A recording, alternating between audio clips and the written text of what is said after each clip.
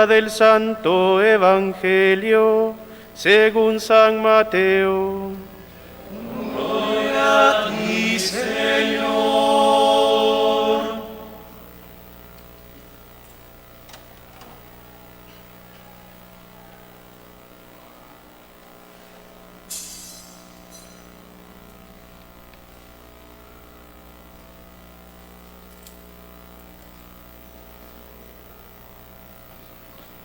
En aquel tiempo, Jesús tomó consigo a Pedro, Santiago y a Juan, el hermano de éste, y los hizo subir a solas con él a un monte elevado.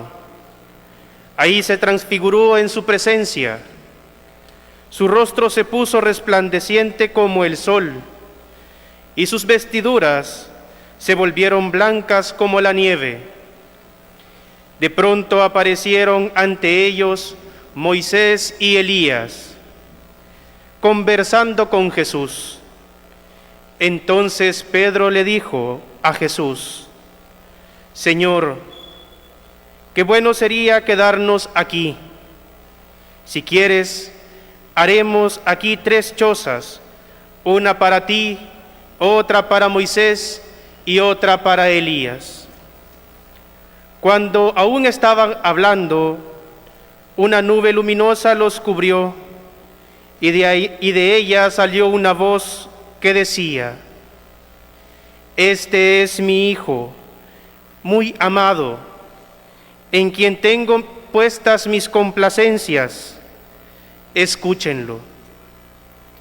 Al oír esto, los discípulos cayeron rostro en tierra, llenos de gran temor. Jesús se acercó a ellos, los tocó y les dijo: Levántense y no teman. Alzando entonces los ojos, ya no vieron a nadie más que a Jesús. Mientras bajaban del monte, Jesús les ordenó: No le cuenten a nadie lo que han visto, hasta que el Hijo del Hombre haya resucitado de entre los muertos. Palabra del Señor. Honor a ti, Señor Jesús. La transfiguración del Señor. Un relato de triple tradición. Se encuentra en el Evangelio de Mateo, en el de Marcos y el de Lucas. Los 3 coinciden en que después de la confesión de fe de Pedro y del anuncio del Señor de la pasión, llega la transfiguración de Jesús, con la que prepara a sus discípulos para enfrentar el escándalo de la cruz. Muestra que para llegar a la resurrección no hay otro camino que el de la pasión, que la muerte injusta y violenta por el reino no es señal de sendero equivocado ni de fracaso, sino un paso a la resurrección, donde se concretiza la condición definitiva del hombre. Veamos el texto. ¿Dónde sucedió? Mateo, como hemos escuchado, dice en un monte alto. Indica que será una manifestación divina, la más importante que los discípulos van a recibir y que verán durante todo el tiempo de presencia física del Señor. ¿Para quiénes? En aquel entonces, para Pedro, Santiago y Juan. Ellos representan a todos los discípulos, a la iglesia. Ellos eran los más necesitados de recibir esta preparación en vistas a la misión después de la resurrección. Veamos el acontecimiento. El texto dice transfigurado, del griego metamorfosis, que quiere decir cambiar de forma o transformarse. Transformación que los 3 lo perciben con los siguientes signos. Primero, el rostro brillante como el sol. Indica que hace visible la gloria de los justos en el reino de su Padre, que en su humanidad asume forma y esplendor divino, que el Hijo brilla con la misma luz del Padre, primicia de la nueva creación. También con vestidos resplandecientes, el brillo, y Lucas agregará, con un blanco que ningún batanero podía conseguir. Esa blancura indica que el Señor habita la esfera divina. Ese es el espacio donde Él se mueve. Y además, junto a Jesús se confirma la perspectiva del proyecto de nuestra redención por medio de Moisés y Elías, quienes representan la ley y los profetas que ya han anunciado el rostro de Dios y que Jesús viene a dar cumplimiento. Ambos hablan con Jesús.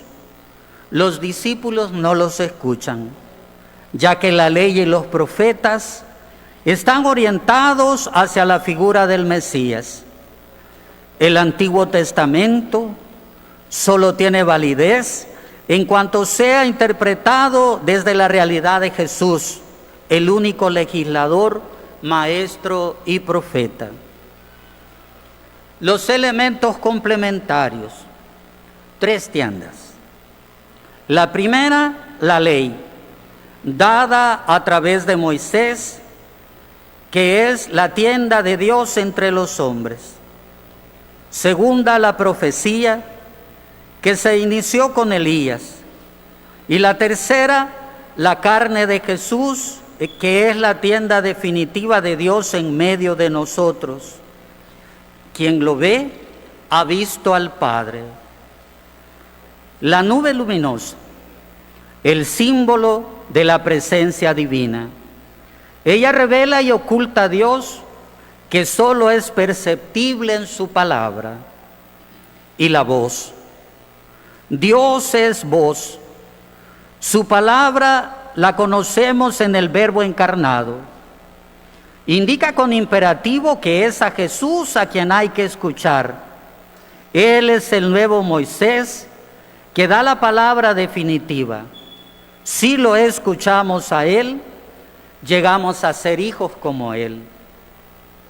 El Padre habla solamente 2 veces en el Evangelio, subrayando la misma cosa.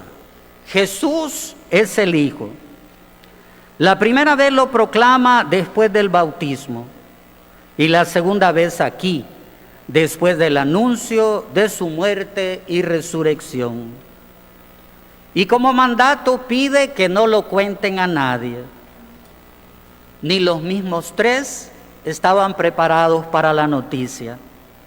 Antes de que Jesús resucite, los discípulos no pueden hablar de la transfiguración. La gloria queda secreta antes de la cruz, que por su parte es incomprensible antes de la resurrección. Ahora, veamos la respuesta de los 3. Frente a la propuesta de Jesús, la respuesta de los suyos manifiesta lo que hay en su interior y puede verse. Cada vez que el ser humano experimenta una situación difícil o un momento de gozo, surge lo que hay en su interior. Por eso, cuando vivimos un momento duro, una crisis como nosotros ahora como país, surge lo que hay en el corazón de las personas, o bondad o lo contrario, o unidad para solucionar o unidad para desparramar. Y así vemos la respuesta de los 3. Primero, en la actitud de Pedro. Qué bueno estar aquí. Es bueno estar en la presencia de Dios. En otra parte es desagradable. Y no debemos estar en otra parte porque no llegamos a ser lo que debemos ser. Por eso el hombre es peregrino en busca del rostro de Dios, delante del cual está como en su casa. Simón Pedro, confundido, coloca a Jesús en la línea del Antiguo Testamento. Jesús es como uno de los profetas y debería continuar la del mesianismo judío, pero no sabía lo que decía. Se trataba de comprender el segundo éxodo, el paso de la muerte a la vida.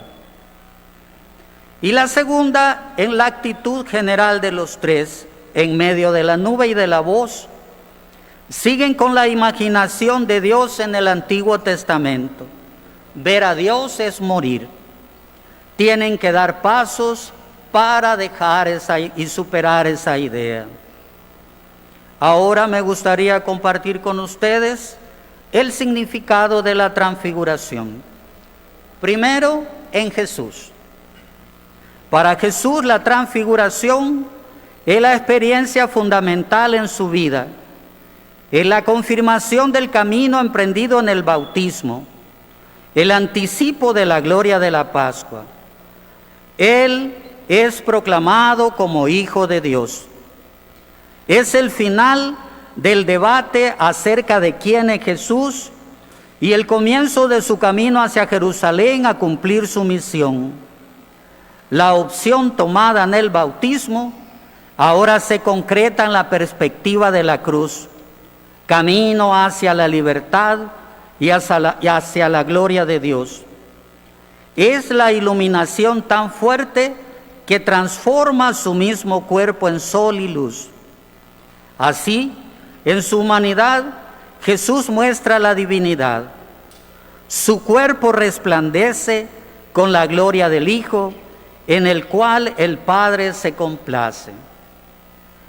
Para los discípulos, en aquel momento, es importante también haberlo visto. Cuando el Señor haya resucitado, podrán comprender que el transfigurado es el crucificado y que el crucificado es el resucitado, pues la transfiguración es el anticipo de la resurrección. Cuando yo predico esto en mi diócesis, siempre le hago a la gente la comparación. Cuando tú te encuentras con un vendedor de queso, el que te quiere vender el queso, ¿qué hace primero contigo? ¿Cómo? Te da la probadita, ¿verdad? La transfiguración es como la probadita de la resurrección, que permite ver el final del camino y nos anima en el desaliento, en los momentos duros, el punto de llegada hasta allá. Hay que insistir hasta superar todas las dificultades. Ahora, la transfiguración para nosotros representa también el anticipo de lo que seremos. No estamos destinados a la desfiguración de la muerte, sino a la resurrección. En el Hijo del Hombre, la creación está destinada a asumir la forma del Hijo de Dios, llegando a la divinización. La semilla de nuestra gloria divina la recibimos cuando decidimos realmente escucharlo a Él y cumplir su palabra. Esta es la forma que transforma nuestra vida a imagen de la suya, hasta la medida completa. Su semilla crece en nosotros y nos engendra según su especie, nos hace partícipes de la naturaleza divina. Ahora, la pregunta del millón. Son las preguntas que me hicieron cuando entré, los que me entrevistaron. ¿Cómo vivir esto hoy? ¿Cómo poder hacerlo? Ejemplos de esta transfiguración los tenemos y tenemos que saber verlos. El primero, San Óscar Arnulfo Romero, obispo y mártir, quien nos mostró en su vida la presencia de Dios e hizo vida su proyecto, y ahora goza de la gloria de Dios y de ello ya tenemos 42 años, los cuales hemos celebrado este 24 de marzo recién pasado. Pero también con los mártires Fray Cosme, Rutilio, Nelson Rutilio y Manuel Solórzano, de quienes el sábado 22 de enero de este año hemos celebrado su beatificación. La Iglesia nos confirmó que fueron transfigurados, seres transfigurados que también han sido crucificados.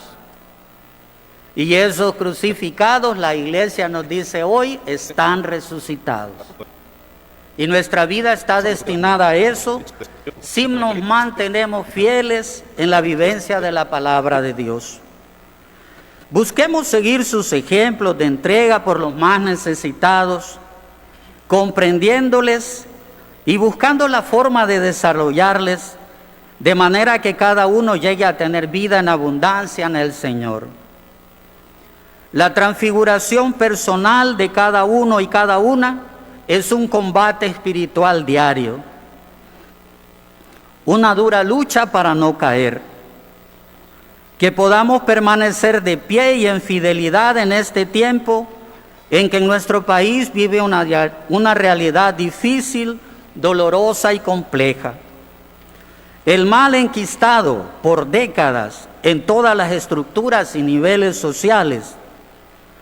Para solucionarlo se necesita de lo mejor de todos, de nuestro ser transfigurado, aportar al bien común por el camino de la fraternidad que nos lleva al entendimiento y a la concordia, poniendo un paro a la maldad que daña sobre todo a los indefensos, buscando que todos tengamos los medios oportunos para desarrollarse hasta tener plenitud de vida. Nadie debe de sentir y tener amenazado por nada ni por nadie su sustento, el fruto de su sudor, el fruto de su trabajo digno. Esto debe de ser superado y solo se podrá superar si cada uno da lo mejor de sí. Nadie por intereses particulares ni gremiales. Poner al centro el bien del país y solo así saldremos adelante. Por la fe, que por intercesión de nuestros mártires, de Nuestra Señora de la Paz, el divino Salvador del mundo nos procure ante el Padre la paz que tanto necesitamos. Que así sea.